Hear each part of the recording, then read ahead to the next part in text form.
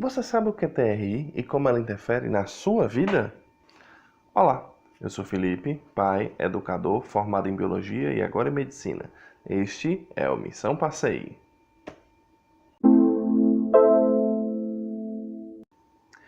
TRI é a sigla para Teoria de Resposta ao Item. Essa teoria utiliza diversos cálculos estatísticos complexos para determinar se um aluno domina ou não as habilidades e competências referentes a determinado conteúdo ou se ele acertou as questões ao acaso. As questões do Enem são todas elaboradas de acordo com um esquema próprio, onde sempre vai existir um texto, um comando e os itens. Essas questões são então pré-testadas em escolas ao longo do país de forma sigilosa. Uma vez testadas, essas questões são definidas em níveis de competência, que podem ir de 0 até 1000, inclusive passar de 1000 dependendo da dificuldade. Resumindo e deixando de forma mais simples, as questões são classificadas em fáceis, médias e difíceis. Tá, mas isso eu já sabia. Qual a novidade?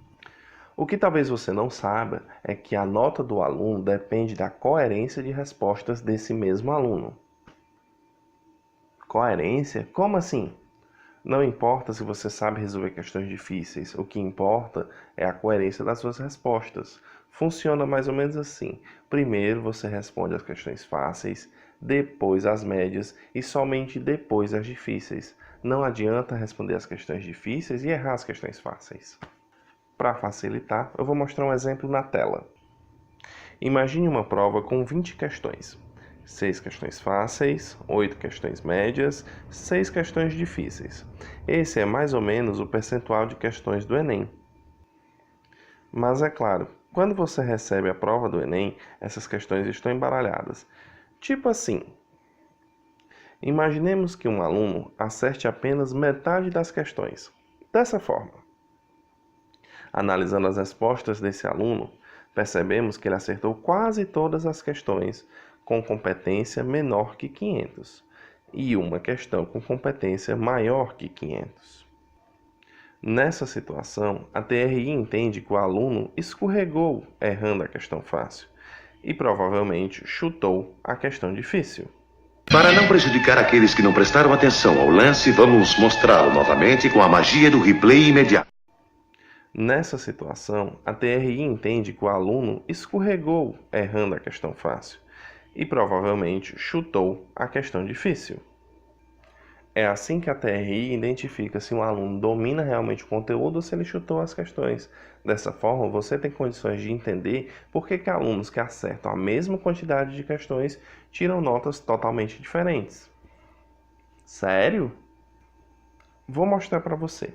Pensa na mesma prova feita por 2 alunos. O primeiro aluno acertou a maioria das questões fáceis e errou as questões difíceis. O segundo aluno acertou a maioria das questões difíceis e errou as fáceis. Adivinha o que aconteceu? O primeiro tirou uma nota maior do que o segundo. Por quê? Simples. A TRI considera que o aluno que acertou as questões fáceis, mas errou as questões difíceis, realmente domina o conteúdo das questões fáceis, enquanto o aluno que acertou as questões difíceis e errou as questões fáceis, provavelmente chutou as questões difíceis. Isso vai um pouco contra aquilo que nós aprendemos durante o nosso período escolar. Nós aprendemos que as pessoas que acertam questões difíceis são as mais inteligentes, as mais espertas e por isso merecem tirar uma melhor nota. Diferente disso, o Enem considera a coerência mais importante. Você tem que entender dos conteúdos de base para só então aprender e dominar conteúdos mais complexos. Beleza, entendi o que é a TRI, mas como é que isso interfere na minha vida? Se você entendeu realmente o que é a TRI, você entende que isso interfere na sua vida desde a sua preparação até a hora que você vai realizar a prova. Se a TRI valoriza as questões fáceis, é nela que você deve se focar. Ao longo de toda a sua preparação, você deve sempre ter o foco nas questões fáceis.